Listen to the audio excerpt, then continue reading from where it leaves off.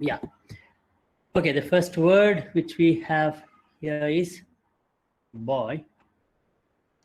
Which is the lexical item, and the feature is head, and its value has to be noun.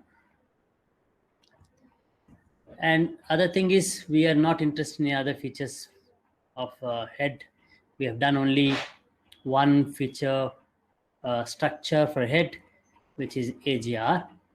Earlier we had person, number, gender, but we so under only AGR. And AGR we are co-indexing it with, not co-indexing, actually sharing the index with AGR of the specifier.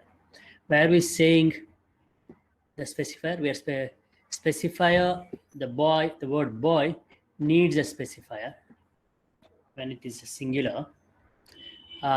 It can be count, it's a count noun.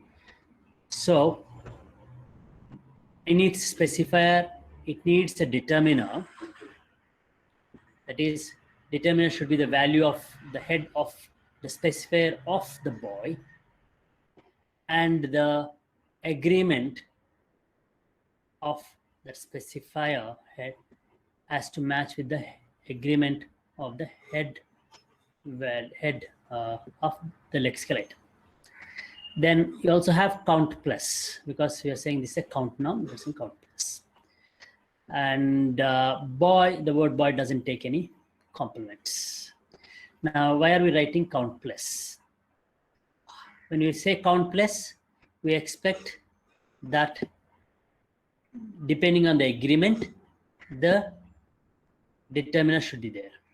If the agreement is singular, the boy is singular here, we haven't mentioned that, but we can mention that, even that too, person, number here, so that it's clear. When you say number, it's actually singular, so we expect it to have a specifier with singular number. That is either a or the number, the word one, etc. Then the question is, how about article the? You can also have the boy. The can occur with both count plus also non-count. So the value, count value for the value for the count feature of the word the, it is underspecified, right? When we say underspecified, it can take any value, right? Either plus or minus. Okay, so even if it is plus, it doesn't matter. The can take that. That's the understanding. Then when you come to the next word, the word revival. Revival can also take both countable and uncountable. If you look up a dictionary, you'll see it has both the meanings. So what we need to do is the count feature has to be underspecified. So it's the boy and the revival have the same feature structure till head and specifier, except that there is no count here. And revival also takes a PP. Of course, optionally, we haven't done that yet. Maybe we can mention it as optional in brackets, because I haven't specified that, I didn't use that. Okay, but revival can take a PP complement, whereas the word boy cannot take any complement. That's the basic difference between the boy and the revival. The third word is send, which is a verb. This verb. So one small doubt, sir. Can you explain the count being underspecified? I didn't quite understand how revival can be both countable and uncountable. That is, if you are not specifying count here, not revival, if you are not specifying count here, that means this can occur with a word, with an article like and it can also occur with any uncount noun, like uncount determinant, like much, revival, or whatever. Much is Okay, sir. Okay, sir. I understand. Thank you. Yeah, it can occur with both. Then the verb send. Send, we know that it is a ditransitive verb, and in our earlier grammar, etc., we used to say that it needs two complements. So the same thing happens here too. So send is a verb, so its head feature will be verb, and agreement, whatever agreement it has to agree with its specifier, the subject. Specifier of the verb send will be subject usually, whereas specifier of a noun will be a determiner or a quantifier, etc. So here we are actually, what we're doing is we're specifying what kind of subject the verb send can take. We're saying send can take a noun, right, whose head value should be noun. That means it can be phrase, right, and its AGR value should be non-third singular. Why are you saying non-third singular? The verb send here is not, we are not saying sends. If I give you sends, then you may have to say it is third singular, right? So that's the reason. If you make this sends, you can change it to third singular, so that this agrees with verb. The verb will be third singular and the subject will also be third singular. And the verb takes two complements, so its comps value have a list of two complements, NP and PP. In fact, we haven't specified the features. You can even specify the feature structures for each one of them, where what you actually want is the head value of the complement, first complement will be noun, and head value of the second complement will be P. One can even say that, right? So that means what you're saying is any element which has whose head value is noun can function as a complement of the verb send.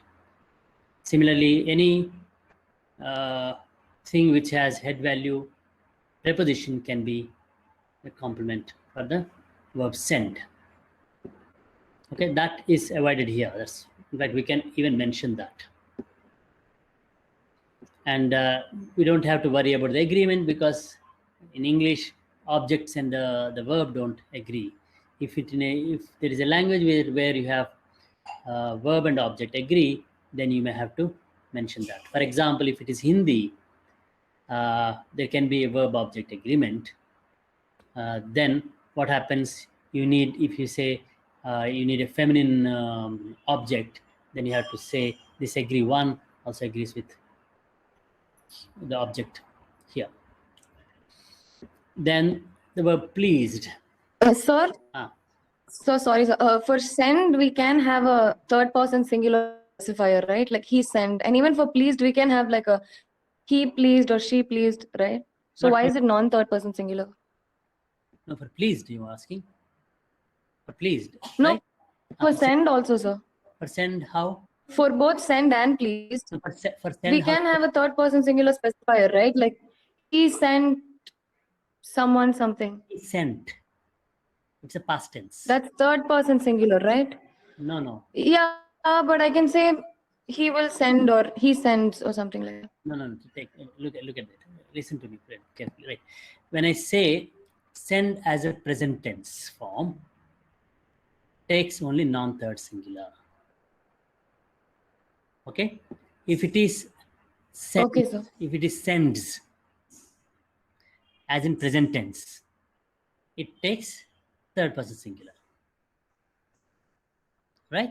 So if I make it this word as sends, let's say, right? Where is it? If I take this as sends, let's say, right? If I add an S here, then I don't need. Okay? Now coming to, Yes, yeah, I know your doubt here. When I say pleased, now pleased is in past tense form. In fact, if it is past tense form, it can take either both third and non-third. There is no agreement. In fact, you don't need this if I'm taking it as a past tense form. Right? I don't need to specify it. Okay? It is underspecified.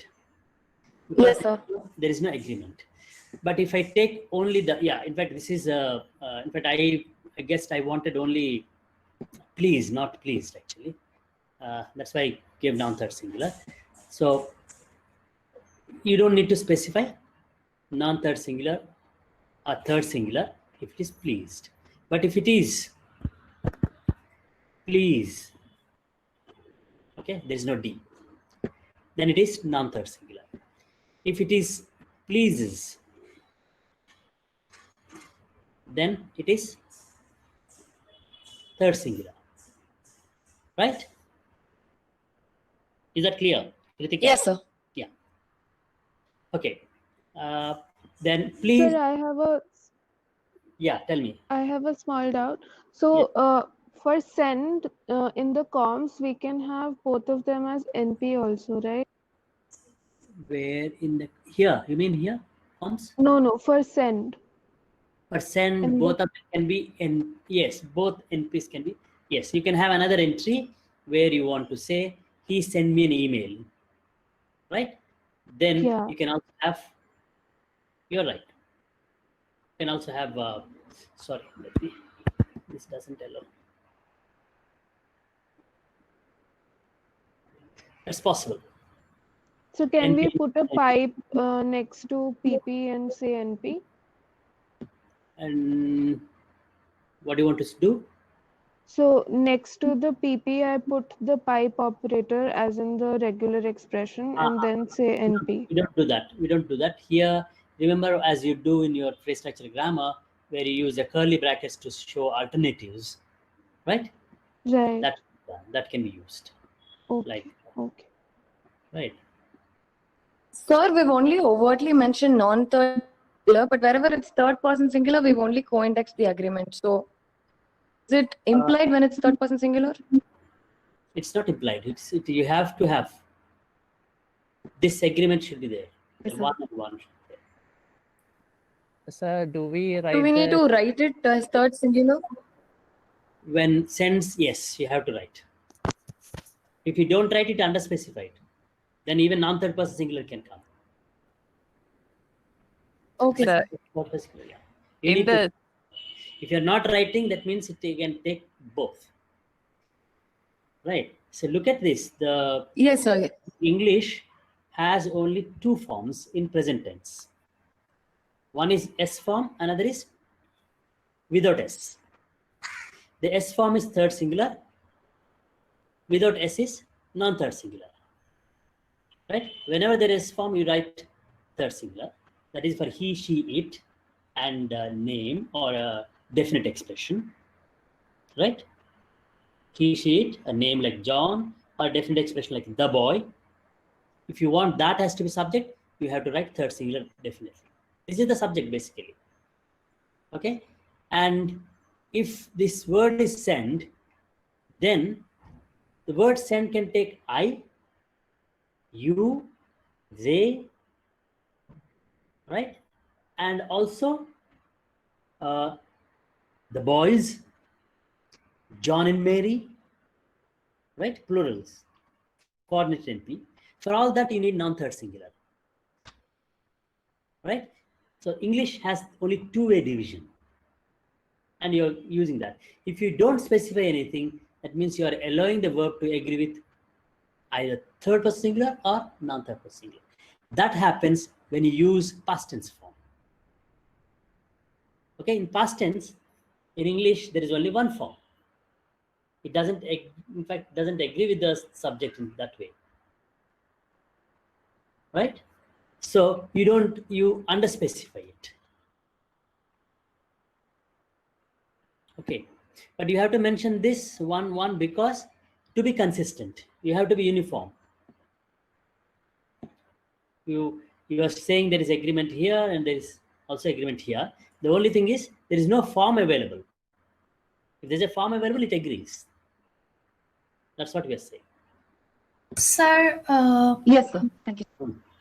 sir, Yeah. why we are not writing it is plural, but we are writing non-singular? Why are we not writing plural? If I write plural, let's say for please, okay, this is a word, right? This, yeah, if I remove send, it's, if I write plural, what happens? Then I cannot get the pronoun I as its subject. Right? I is singular. Similarly, I cannot Yes, get, sir. I cannot get you, the word you as a singular. You singular, you cannot have. So to combine these, you are putting it as non-third singular. So you have only two-way division. If you want to say plural, then you have to write singular, plural, and then something else. First person singular, second person.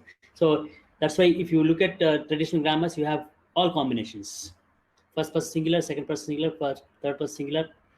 Then in third person singular, you also have masculine, feminine, neuter, and then first person plural, second person plural. We don't need that many combinations for agreement in English. If you take maybe Indian language, some of them will have, but my Telugu will have. Telugu, I need first person singular separate, first person plural separate, then second person singular is separate, and second person plural is different, and third person singular is different, third person plural, third person singular masculine is different, third person singular feminine is different. Feminine and neuter are the same, so I don't need another neuter there. I need a third person plural again. Right? So many forms. It depends on the language. English allows only two-way distinction. That's what you need to remember.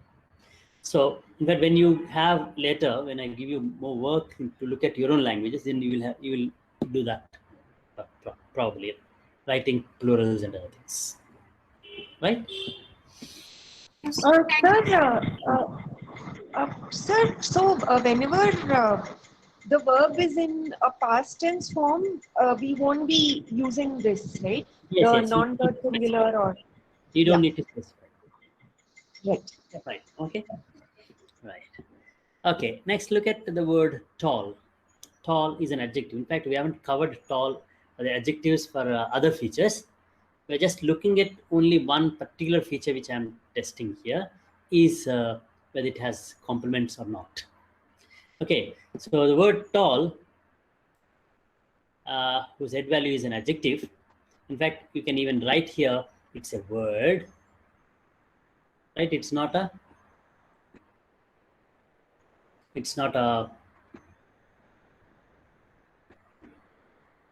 okay, it's not a phrase. Okay, it's a word whose head value is adjective. Then it doesn't have any specifiers and it doesn't have any comps. Then you may wonder, what is very? Very can be a specifier, possibly, right? We haven't taught you anything about that. So for the time being, we are putting it as empty. But complements, it cannot have a complement,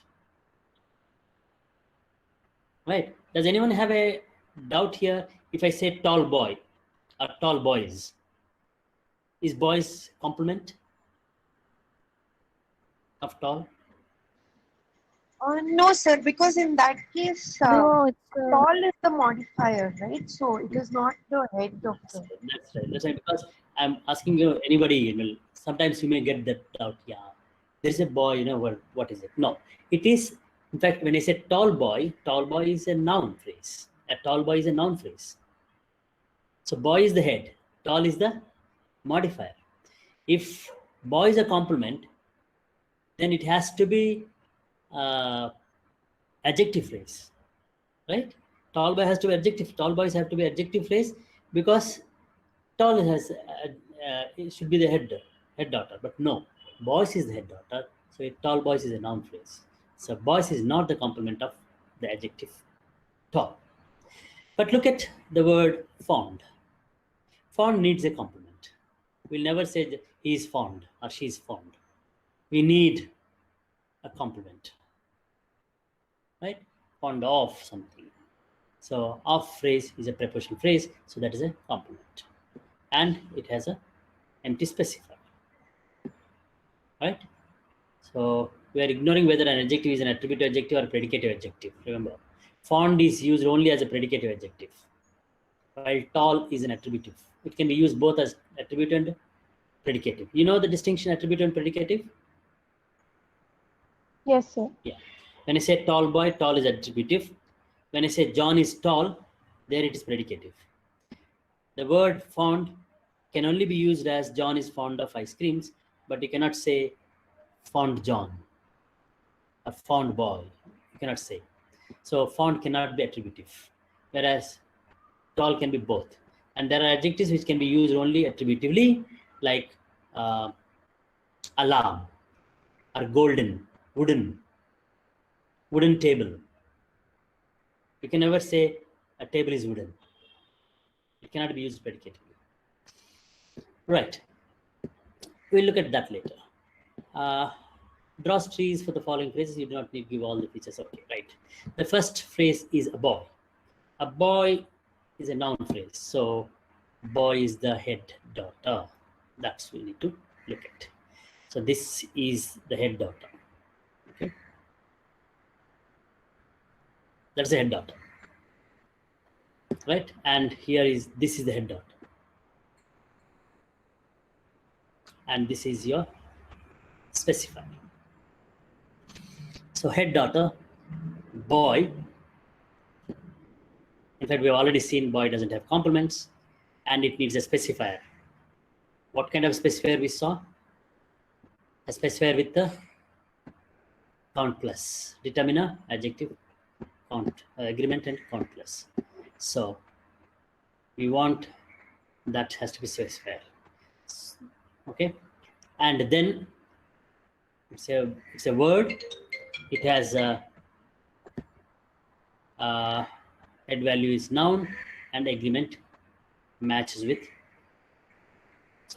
agreement matches with specifiers inside agreement, right? What is the specifiers agreement? It's here. So it's matching that. Okay. And it needs a specifier that is got, that's the one here, 1, 1. Then this projects. When it projects, nothing happens because comps value remains the same, specifier value remains the same, but head value is identified as the same as the head value. So what are the principles we have here? Head feature principle. By head feature principle, the head value of this, the head value of the mother node and the head value of the daughter node are same, right? How do you know that? You can see that 3, 3. Okay, then one specifier 1 remains as 1, comps empty list remains as empty list. What principle says that it has to remain as the same? Valence principle. Balance principle. Yeah, valence principle says unless otherwise a rule applies, right? There's some rule, but there's no rule here which says change the comps value or change the specifier value. So the valence stays the same, right? Then it projects. This projects. When it projects, the specifier here is attached. It's joined. So the specifier value becomes null. By what rule? Head specifier rule.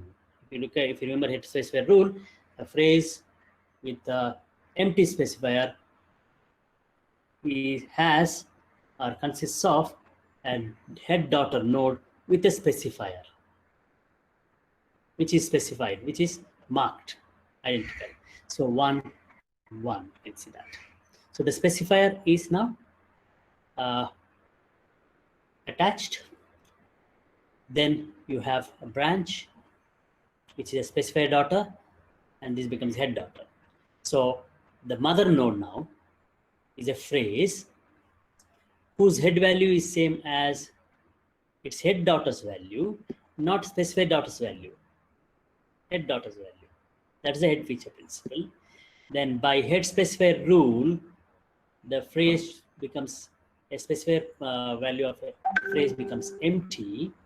And then by valence principle, comps remains empty, and there is a head specifier rule which says this should become empty. So valence is changed by head specifier rule, and valence principle is also satisfied. Right? These indices are all just used. I can use any number. If I say 3 here, I use 3 here. Then I'll write for head 1 and 1. Right? So why am I writing 1 here? Why am I writing 2? Doesn't matter. It is only to match, right? For identity sake. So this AGR and this AGR are identical, right? That's what we want. This head here, this head here, this head here are identical. So what is the value of the head daughter here?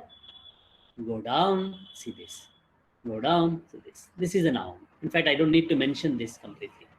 I can just say 3 without even this, because, right, this is right. What the tree is correct, of course, right? Because head value of this and this are the same. So this is okay.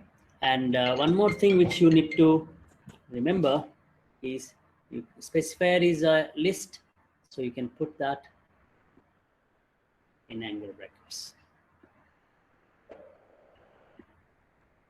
right? Any questions here?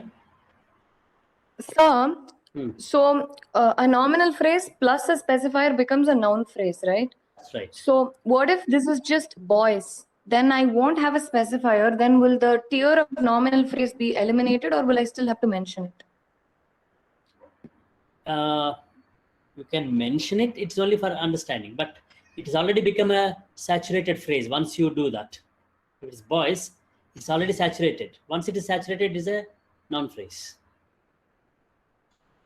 Yes, sir. Right? Otherwise, what we are just saying is noun into noun phrase into noun phrase. If you just say noun and phrase here with empty, that's enough. Okay? That's enough. You don't need to worry about going upwards, but only to show that you have learned that there is something nominal. This is for testing purpose. If you're writing a theory, if you're writing a research paper, you don't need to mention that.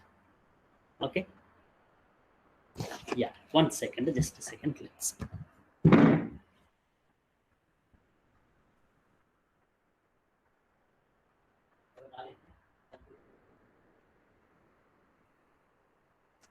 Yeah, let's go to the next structure. Revival of the policy. Revival we have already seen. We don't specify count here because it needs a count noun, uncount noun as a specifier. We are not worried about it. So here, revival doesn't need a specifier. And it has a comps, right? What is a comps? In fact, the head value of the complement of revival has to be a preposition. That's what we are mentioning. It's mentioned in your lexicon, right? When you're drawing a tree, yes, this is a PP which is matched with it. Okay. Now, what will be there in the comps here? You will have a phrase. Sorry.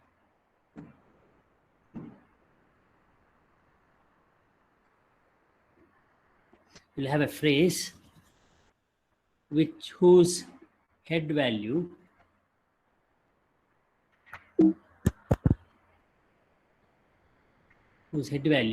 is a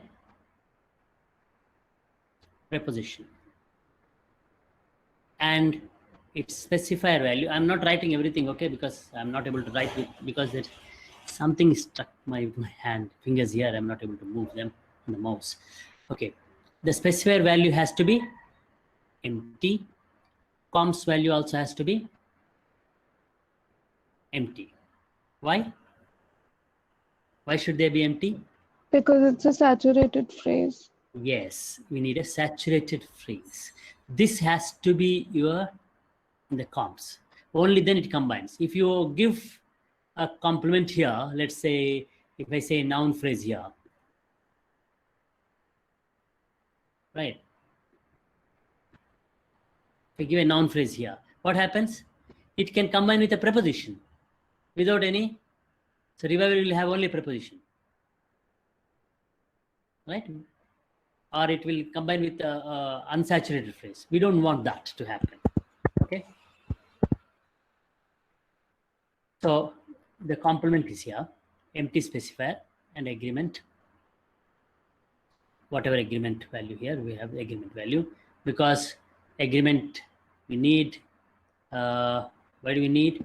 If this is the subject of the sentence, subject of a sentence, then that will agree with the verb, right? That's why we are mentioning the agreement here.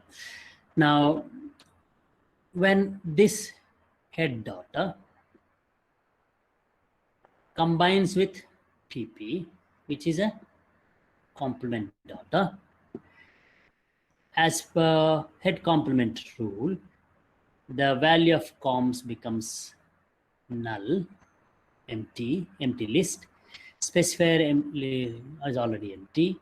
And by head feature principle, the head value of the head daughter is identical with head value of mother daughter. You don't need to specify this. Okay, even if you don't specify, that's all right, because this is what phrase. If somebody asks what phrase is this, then you look at the head value, or then you go here, then you see, yes, this is a noun, so this has to be a noun phrase. Okay, any questions? Sir, revival of the policy, doesn't it need a specifier, like a determiner or something?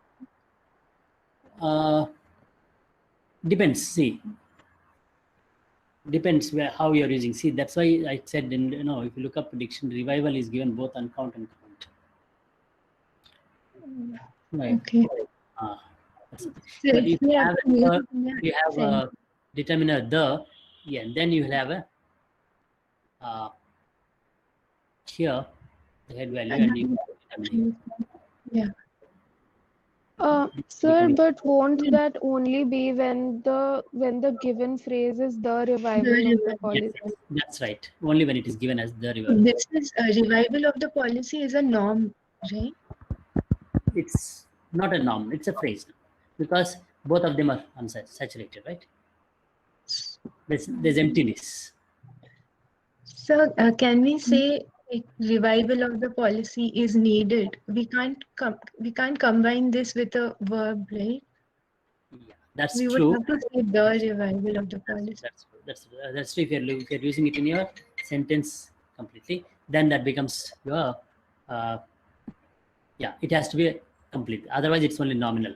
When you're saying that, you also need a determiner, right? Okay. Yeah. Then, yeah, the boy pleased the teacher, sent him an email for sentence. Do you want to work out? Similar. What do you have to do here? The boy pleased the teacher. You will have pleased here. The head daughter will be verb. Head value will be verb. Then specifier, you need NP. That is, you need head value noun and empty specifier, empty comps as a specifier. And complements, you need the teacher again, which will be head value noun and then specifier null and then complements null, right? Then you can match them with this. Then this remains as it is when it comes here. When it combines head complement, then you will have your specifier specified, right? And this becomes your verb phrase. Verb phrase is unsaturated phrase. Then it combines with the boy, which will be a specifier, and we'll have this as a head doctor. Then head value will be verb here, right? Then you have your specifier value becomes empty, comms value becomes empty. Then that becomes a sentence, right? Similar to any noun phrase, where if you say the reviver of the policy, you'll have a reviver of the policy, same. Sent him an email for a sentence. This will be an unsaturated phrase. That is, it's a verb phrase. And the verb phrase here has two complements, right? If this is sent, then you will have him here. Okay, so that is, you'll mention two comps here, like what you did here. Two comps were, yeah, NP and PP. So that one NP will be combining with email. The other PP will be with a percentage. And here you have ternary structure. As I told you, we don't believe in binary structures. In fact, we don't have tree structures. We are just drawing for explanation, right?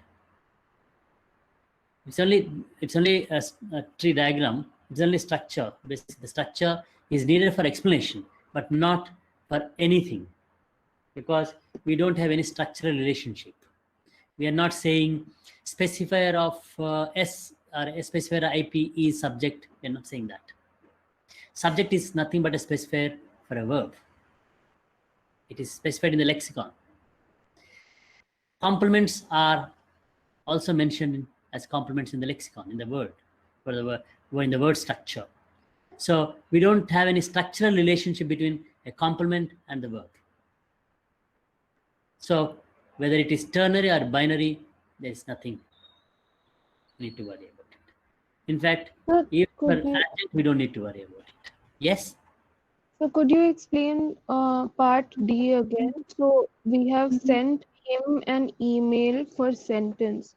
So for sentence will be, it's not a complement for email. Which one? For sentence is email. Sorry, we sent him an email for sentence, right? Right. Yeah. For sentence is not complement of send. It is not even a complement for email, is it? Yes, it's an adjunct.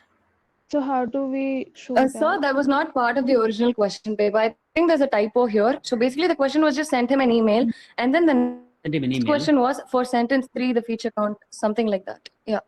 Okay, so I think it's just sent him an email. Yeah, sent him an email. Oh, the first sentence actually is come from the next question. Yes, sir. Question. Yes. Yeah, but it doesn't matter. Even if it is sentence, let's say, what does it mean? Whatever it means. Let's say if this is an adjunct, what will you do? For a VP, now let's say this is a verb here, it's a VP. Then you need, what do you need for an adjunct rule, head modifier rule? The specifier and comms values do not change, right? So if you have a VP, so you have VP here, and you have your PP adjunct here, right? So right, here you can just give another node and say PP, and that VP goes for specifier and then combines with that. Okay. Yeah. Right. Yes. Any questions on this tree diagrams?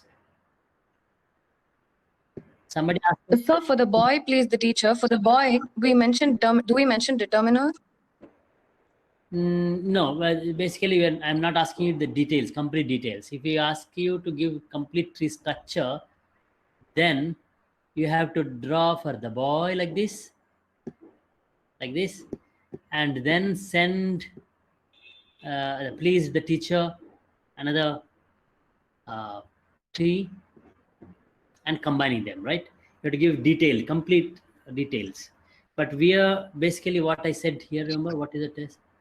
You do not to give all the features for the trees. Give only the features necessary to illustrate the principles. HFC, head complement rule, head space rule, and modifier rule, and valence principle. So that's what we saw.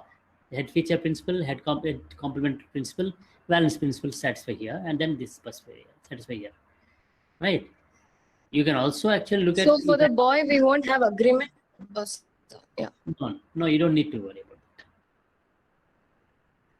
Right? Okay, sir. Next. So we don't have anything for the boy. So we are not giving please anything. specify. We are, like we are not giving anything of the policy, right? I drew a triangle. Yes, sir. Similarly, you draw a triangle for the boy. Unless the question says give detailed tree structure for every word, right? Then you'll have to say even for off you have to give, for the policy you have to give, for the you have to give, policy you have to give.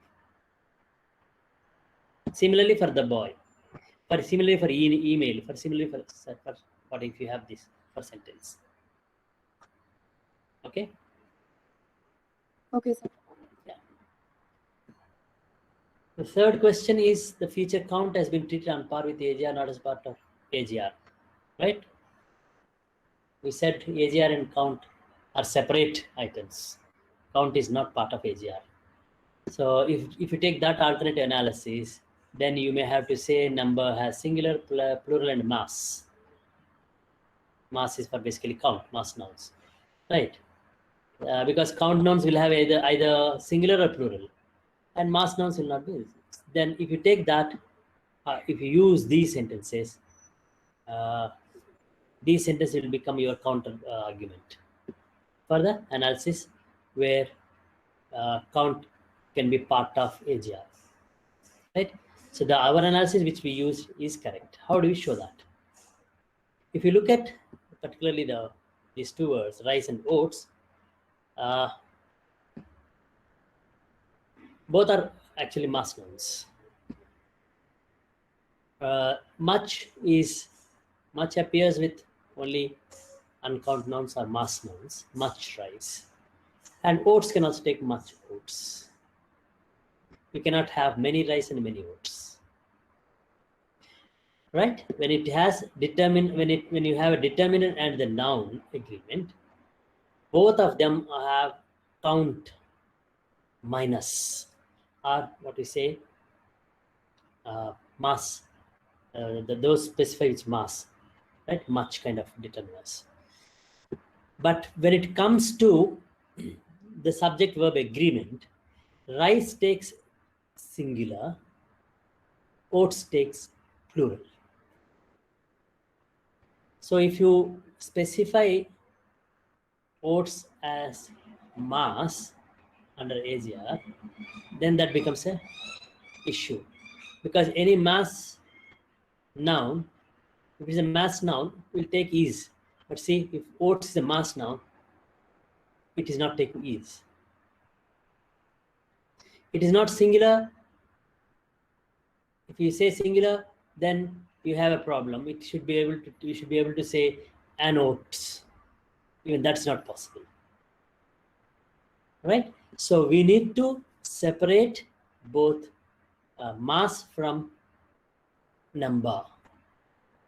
Mass account cannot be part of AGR, right? That's what we said. If the count feature is treated as part of num feature, then the word furniture can have much as a determinant correctly.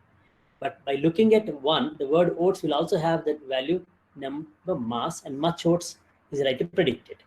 However, when it comes to the subject verb agreement, we see a problem. In 5, we expect the phrase the oats will also have the value number mass because of a head feature principle, right? Oats, if oats is mass, and noun phrase will also have the same. The AGR value goes up because head feature value of the mother node is same as head feature value of the head daughter. So the whole phrase, the oats, should be mass.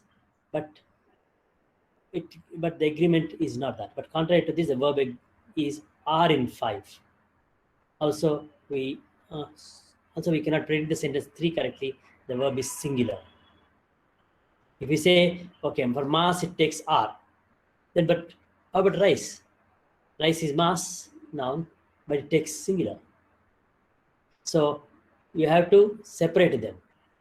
You cannot use the idea that mass can be part of number. Mass can be value of number feature. Because the feature count cannot be part of number. Okay. Do you have any such words in the language you know? If you say examples, I know you can try looking at examples in your own language and other languages. You may find or you may not find, of course, sometimes. One interesting from Telugu is not this kind of thing, but an interesting element I can give from Telugu is word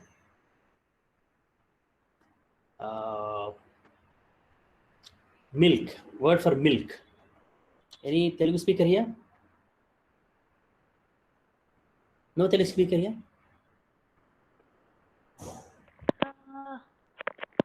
The word for palu is the word for milk in Telugu, right?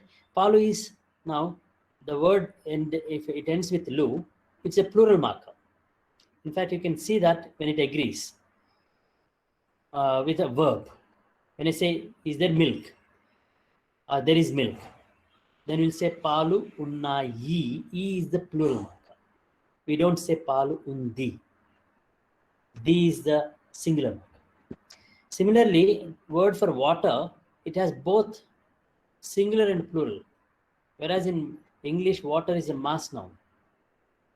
Right? Milk is also mass noun. But in Telugu, both water and milk exist. Their existence is completely different. So word for water is niru and also nilu. Niru is singular, nilu is plural, but it doesn't mean water and waters. Both mean the same, water, right? And the agreement is there again. When I use the singular form, that in niru, it is a verb singular. When I use plural noun nilu, and it's a plural verb. So such interesting things you may find. I want you to look at your languages, right? You have to be alert to know that. Okay. Any questions on this? So, sir, how do you understand which one to use? The water thing. When do you use which one? It's a dialectal. It's individual sometimes. Idiolect. In a formal variety, we use mostly the singular form, and informal we use plural. Okay. Right. Yeah. So Tamil has a parallel for this much and many. So in a word that actually means excessive or a lot, we say naraya, which means a lot but countable, but we say romba, which is a lot but uncountable. It's more like much. Yeah. But romba is more colloquial, whereas naraya is more formal. Yes, I know. That's true. That's true. It's interesting to note these things, basically. Okay. Last question. Assume that there is a future case. Okay. We know case exists in many languages. In English, you find on pronouns, right? Not on nouns. So the word John can be both accusative and nominative, right? Only the genitive form is different with possessive S marker. But pronouns do show case values in English. So if we want to use case as a feature in the lexical entries of pronouns, then how do we do that? What do we do that? How do we mention it? So give lexical entries for the word loves so that sentence A is possible but not B. So the word loves is a present tense. We haven't covered tense, so we are not mentioning that. and loves is a third person singular, but I'm not interested in doing that now, right? Our interest is only the pronouns basically. Okay.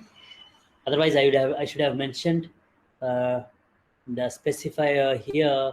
I need a third person singular noun, a noun phrase. Here, agreement, I need to say agree, co-index with this, that with, right, with this, identical with that. So, what is a specifier? The word loves needs a specifier whose head value has to be a noun with no specifier, no comps, so that it's a phrase, saturated phrase, and it should have a feature case and whose value should be nominative. If I do this, the subject of the sentence, which has the verb loves, will be only she, not her. Right? Similarly, the complements. I cannot have, in the object position of the verb love, I cannot have an accusative case marker or a genitive case pronoun or his, right? So my comps list of the verb love will have one complement whose head value has to be noun and empty specifiers and empty comps because it has to be a phrase. Then it has a case feature whose value should be accusative. Right? So the feature case is part of head feature. Right? Why should it be part of head feature? Because by HFP, the case on the noun is shared with the noun phrase. So if I say this is nominative, right, and my NP should also be nominative, right? If this is not shared here, noun remains as nominative, but when the verb loves should agree with its specifier, it doesn't know whether the word she as a noun phrase is nominative or not. Right? So it should be part of head so that this will reflect on this by head feature principle. Do you see the logic? Why we are saying we need to specify it as part of a head? Because of that. If you specify it as separately, head, and then there's a case value here, there's nothing which makes nominative to reflect on the phrasal node, on the mother node. No principle, or you need to add another principle, which is not desirable. We don't want many principles. Right? Economy is one of the criteria we are using. One of the criteria we are using. So nominative has to be reflect on the phrasal node. Okay. Any questions here?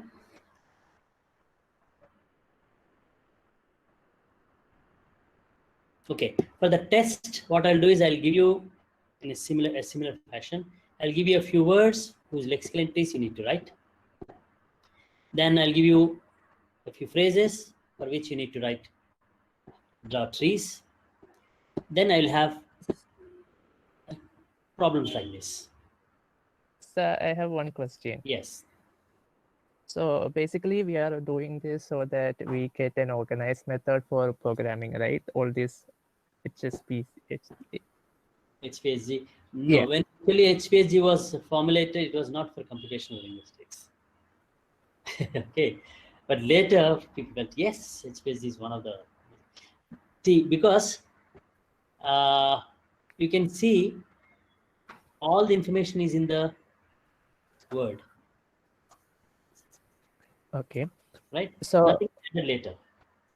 So if I am taking the case of like a prepositional pronoun like his or her, in the GB we used to tag it under determiner.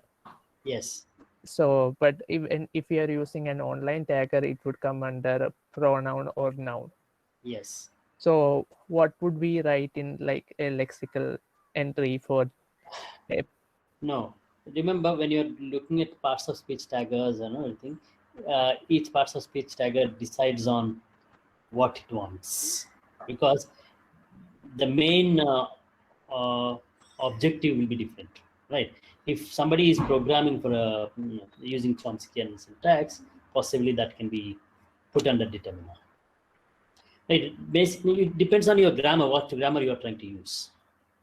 Your grammar needs 7 parts of speech or 10 parts of speech or 100 parts of speech, right? Depends on that. Because when you're using it for computational linguistics, you have other factors coming in, right? Like, okay, I have made a parser based on Chomskyan syntax, and I have also made another parser based on tree adjoining grammar. I have made another parser based on HPSG. Now, which one is better? Then I'll see how fast they work, the time, right? My objective is that. So I don't know if I'm using 10 parts of speech in HPSG and 100 parts of speech in tag, and in a Chomsky I'm using only 5. It doesn't matter. Okay. In fact, the analogy is like this. You look at a bird and you want to fly like a bird. What will you do? One way is to have wings and trying to fly. That is linguistics. Okay? But you make an aeroplane and fly. That's not linguistics. That's computer science. Right? Flying is important. How you do it is different. Whereas in computational linguistics, what we are doing is we are merging together. You want to be like bird with wings, and at the same time you have to use some machinery. It's a combination of that. Okay, a computer scientist looks only at the objective and he achieves it in any way. Like, so that's why if you look at parsers based on parsers made by computer scientists, their chunking is completely different. In fact, you don't have a noun phrase, right? So you'll say the goes with something else and the noun goes with the verb. The division is completely, they may not have subject predicate at all. Division, right? That happens. Okay. So that's what whether it is a pronoun here, determiner there doesn't matter. If you are looking at from the point of view of computer scientist. Right? We are trying to merge both. That's why HPSG is both linguistics and also useful for computer science. Okay. Any other thing? So, in the end of the 3rd chapter in the textbook, for both and the specifier value is given as positive, that is saturated. But okay, no, sorry. I think, the complex value is given as intransitive, but it has to be transitive in the sense it will take at least one argument, right? Both the and. No, the word the doesn't need any complement. So, but it can't stand alone, right? Give an example. Try an example and let's see. When you say the boy, like the boy, or boy is not the complement of the, right? The is the specifier of the boy. Oh, right. Right?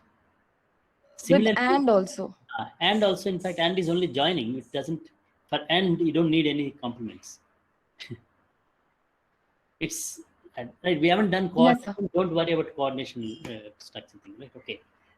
I know this book talks about coordination from the beginning itself. I haven't talked about coordination yet, right? But and doesn't need. or doesn't need. But a preposition will have a complement. In the book, or in the room. The room is the complement of in is head, daughter. Okay.